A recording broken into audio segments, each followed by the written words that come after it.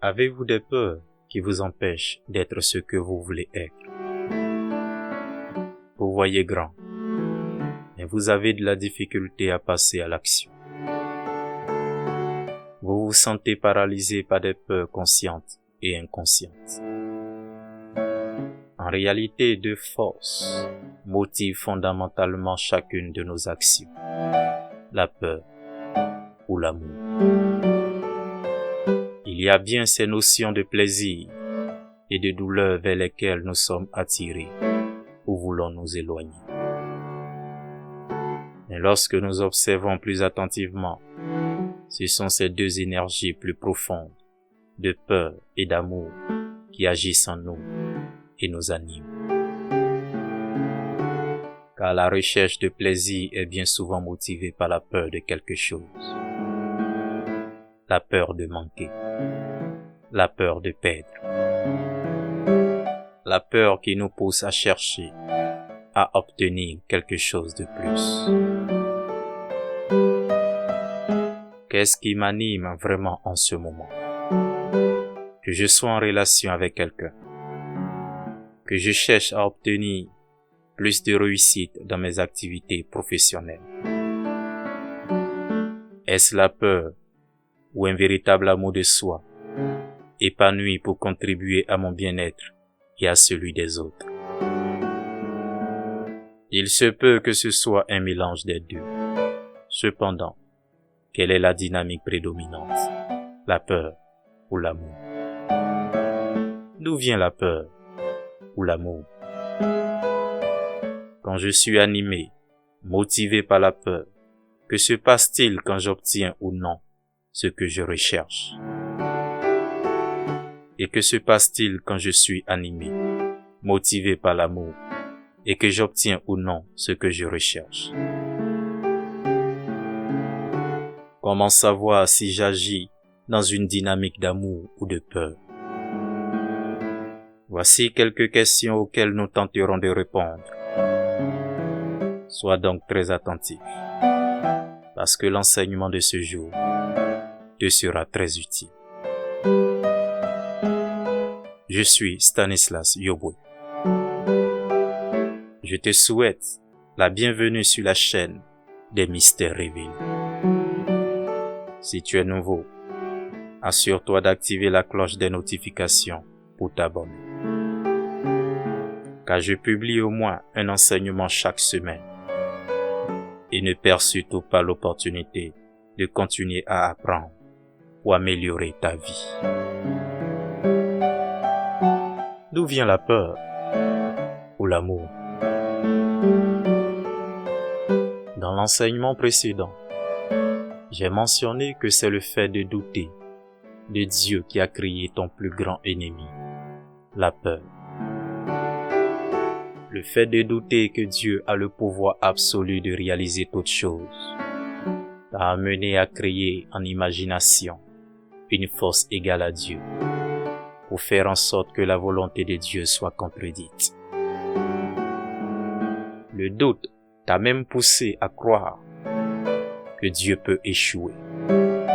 Et le fait de croire que Dieu peut échouer nourrit la peur en toi.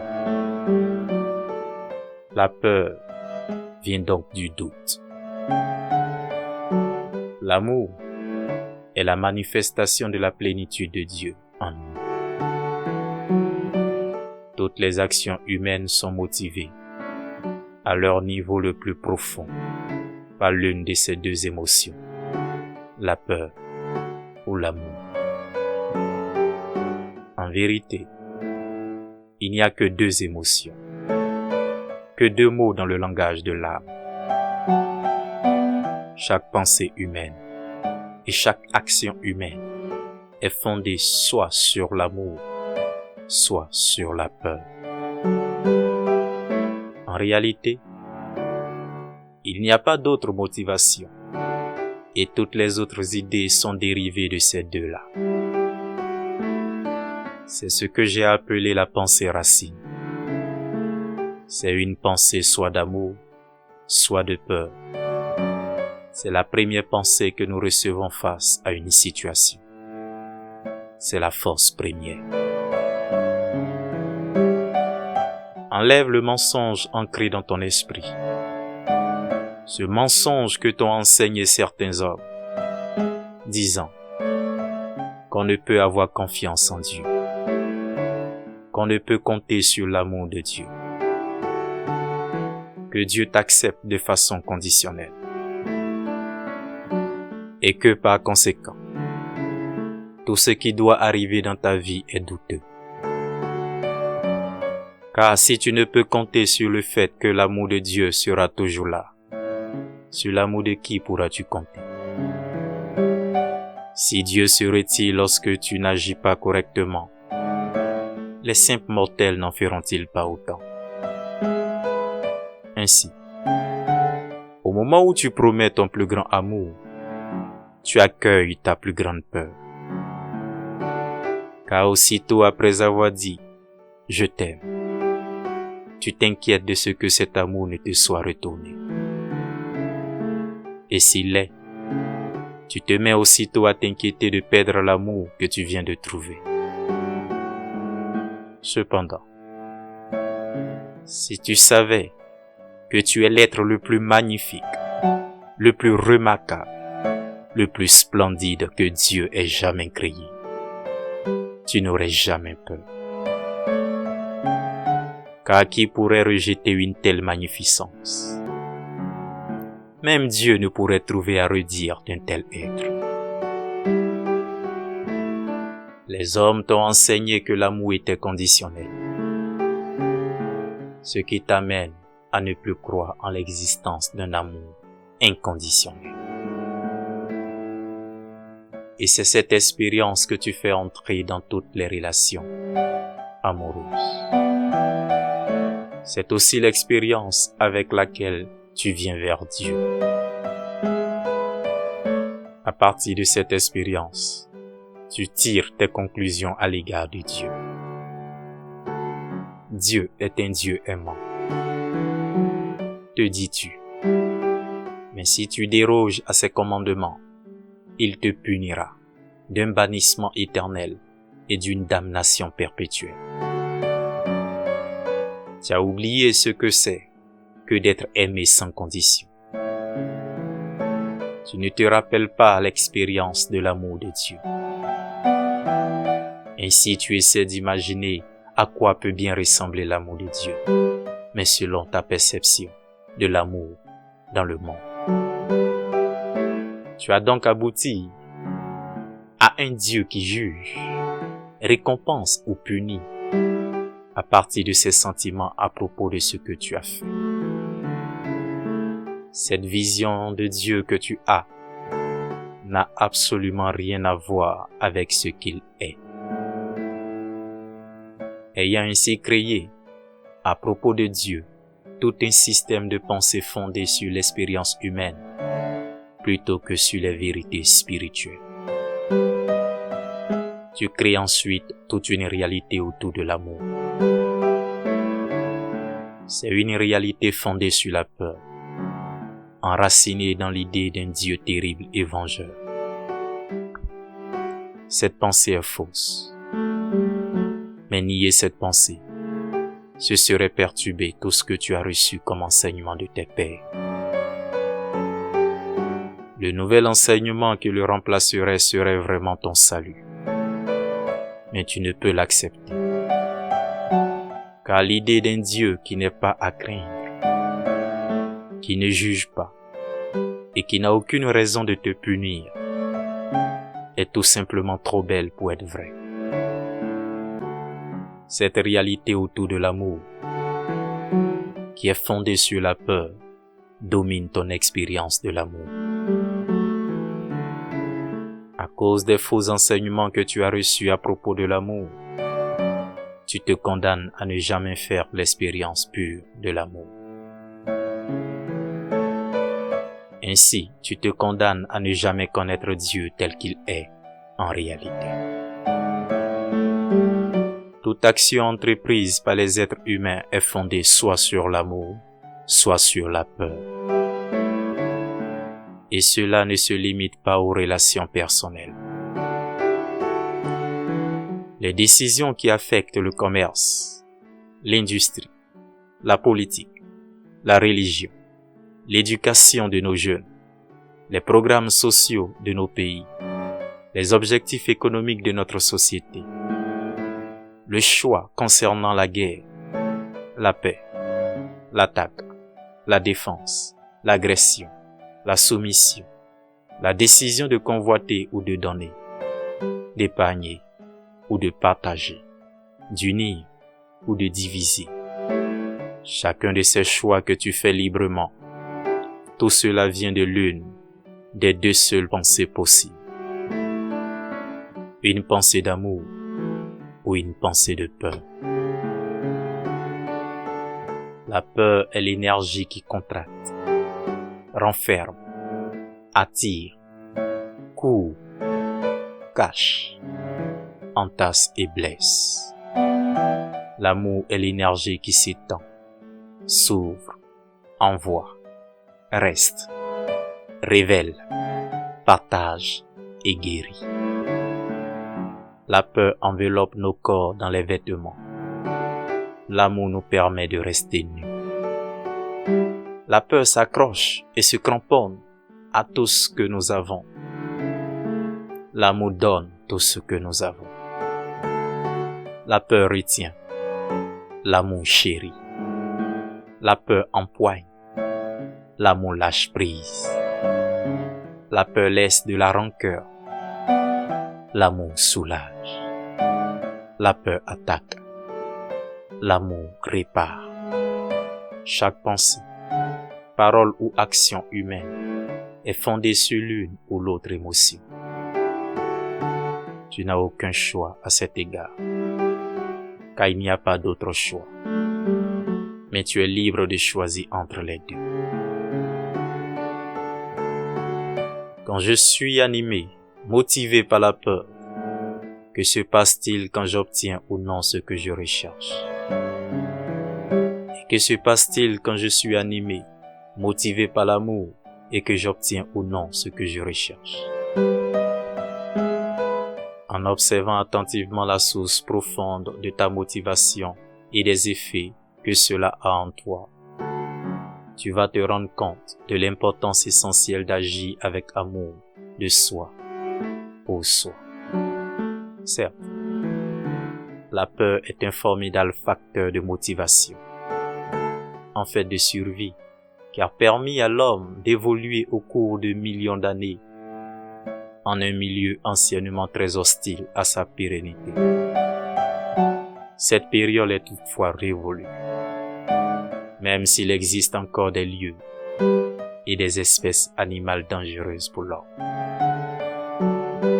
Une action, même avec la meilleure intention, générée par la peur, va répercuter son énergie à travers et au-delà des résultats obtenus. C'est pourquoi la colère, par exemple, ne résout pas la colère. Il s'agit dans ce cas d'un exemple facilement observable. Cependant, quand tu agis par une peur profonde, moins facilement identifiable, et que tu obtiens ce que tu souhaites, un nouveau poste, une nouvelle acquisition, la satisfaction va être de courte durée et tu vas rester tendu, aux aguets et inquiet de perdre ce que tu as obtenu. Par la suite, comme par hasard, la vie va envoyer sur ton chemin des situations qui vont faire écho à cette inquiétude profonde, en réponse à cette peur latente qui vit et agit à travers tes actions. Quant à agir avec amour de soi, pour soi et dans le respect des autres, cela change toute la dynamique de nos actions et leurs conséquences puisqu'en soi. Il y a de l'amour avec un ressenti de paix, qui va lui aussi générer des circonstances et des situations favorables à notre bien-être et épanouissement. Changer de source de motivation, de la peur à l'amour. On t'a enseigné à vivre dans la peur. On t'a parlé de la survie du plus fort, de la victoire du plus puissant et du succès du plus habile. On parle rarement de la gloire du plus aimant. Ainsi tu t'efforces d'être le plus fort, le plus puissant, le plus habile, d'une façon ou d'une autre. Et si tu ne te sens pas à cette hauteur, dans une quelconque situation, tu crains la perte, car on t'a dit que les inférieurs étaient perdants. Ainsi, bien sûr, tu choisis l'action parrainée par la peur, car c'est ce qu'on t'a enseigné. Mais je t'enseigne ceci. Lorsque tu choisiras l'action parrainée par l'amour, tu feras plus que survivre, plus que gagner, plus que réussir. Tu feras alors l'expérience glorieuse de qui tu es vraiment et de qui tu peux être. Pour ce faire, tu dois renoncer aux faux enseignements qui te maintiennent dans la peur. Mais le meilleur appel ne vient pas de quelqu'un d'extérieur à toi, mais de la voix qui est en toi. C'est le premier outil que Dieu utilise, car c'est le plus accessible. La voix intérieure est la voix de Dieu, la voix la plus forte. C'est la voix qui te dit si tout le reste est vrai ou faux, bien ou mal, bon ou mauvais, selon tes critères. C'est le radar qui règle la trajectoire. Tiens le gouvernail, guide le parcours, à la condition toutefois que tu l'acceptes. C'est la voix qui te dit, tout de suite, si les paroles que tu entends en ce moment sont des paroles d'amour ou des paroles de peur. Même si la notion d'amour a été très vulgarisée depuis des décennies, avec parfois une perte de sens. Il y a pourtant une dimension d'amour inhérente à tout ce qui existe et nous permet d'être. Ainsi, en chacun de nous se trouve cette énergie d'amour qui nous permet et nous donne la faculté d'aimer. Même si nous avons un sentiment profond de ne pas avoir été assez aimés plus jeunes, ou d'une certaine manière qui comble nos besoins, nous avons bel et bien la capacité d'aimer. Par exemple, un objet acquis, hérité ou offert, une plante, un animal domestique, une personne de la famille ou un ami, voire notre conjoint ou notre conjointe. Cette dimension du cœur et de l'amour est omniprésente, partie intégrante et composante de ce que nous sommes. Quand nous nous connectons à cette dimension, à cette partie en nous, et que nous agissons avec, nous transformons et générons bien plus de bien-être à travers nos actions, et l'univers y répond généreusement. C'est pourquoi le fait de remercier Dieu est une notion importante à cultiver, qui représente une forme de reconnaissance de cette dimension d'amour en toi et autour de toi. Le changement est constant et nous pouvons, avec conscience et courage, transformer la source de notre motivation de la peur vers l'amour. Cela dans le but d'être pleinement satisfait de ce que nous sommes et devenons à travers nos expériences de vie. Surtout, l'amour prodigue une force bien plus puissante que celle de la peur qui revêt un aspect très intense mais plus faible en fait. La peur ne survit que par la peur, alors que l'amour, déjà là, au plus profond de chacun d'entre nous, ne demande qu'à s'exprimer entièrement et de manière unique par nos actions, notre unicité. Cet amour de soi, pour soi, permet de dépasser toutes les situations et frontières invisibles, pour réaliser ce qui semble parfois impossible. Quant à la peur, elle ne va créer que davantage de peur, quel que soit le résultat obtenu. Je te souhaite de reconnaître, de reconnecter et d'amplifier tout cet amour qui abonde en toi. Comment savoir si j'agis dans une dynamique d'amour ou de peur? Observez simplement si vous êtes connecté à cet amour bienveillant et universel en vous, à votre capacité d'aimer et de contribuer quand vous vous mettez en action pour réaliser quelque chose, projet personnel ou d'affaires. Si vous le ressentez, c'est tout bon. Sinon, c'est qu'il y a de grandes chances qu'une forme de peur profonde vous anime, même si vous ne la ressentez pas. Terminons notre enseignement par un verset biblique. Il n'y a pas de peur dans l'amour. Au contraire, l'amour parfait chasse la peur, car la peur implique une punition. Celui qui éprouve de la peur n'est pas parfait dans l'amour. 1 Jean chapitre 4, le verset 18. Souvenez-vous que chaque décision ou action motivée par la peur n'est jamais la décision la plus favorable pour vous. Vous écoutez les petites voix du passé au lieu d'écouter votre cœur. Prenez donc quelques instants de plus pour vérifier ce que vous voulez véritablement dans cette situation. Cela modifiera à coup sûr votre élan pour faire, dire ou décider, à savoir si vous étiez motivé par la peur ou l'amour. Il est de plus impératif de vous souvenir qu'à chaque fois que vous agissez par peur, vous donnez de l'énergie à cette dernière.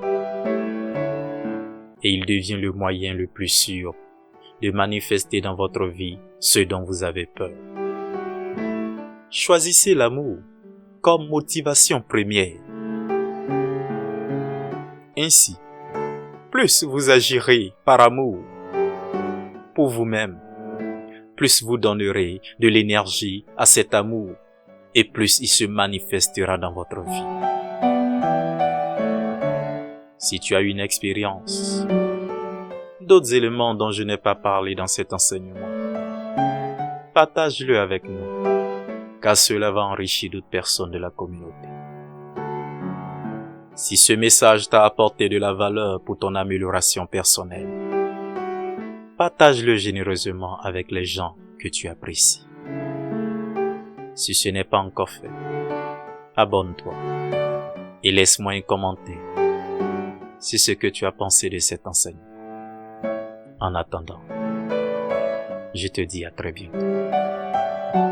Que l'Éternel te bénisse et qu'il te garde. Que l'Éternel fasse luire sa face sur toi et qu'il t'accorde sa grâce. Que l'Éternel tourne sa face vers toi et qu'il te donne la paix. Shalom.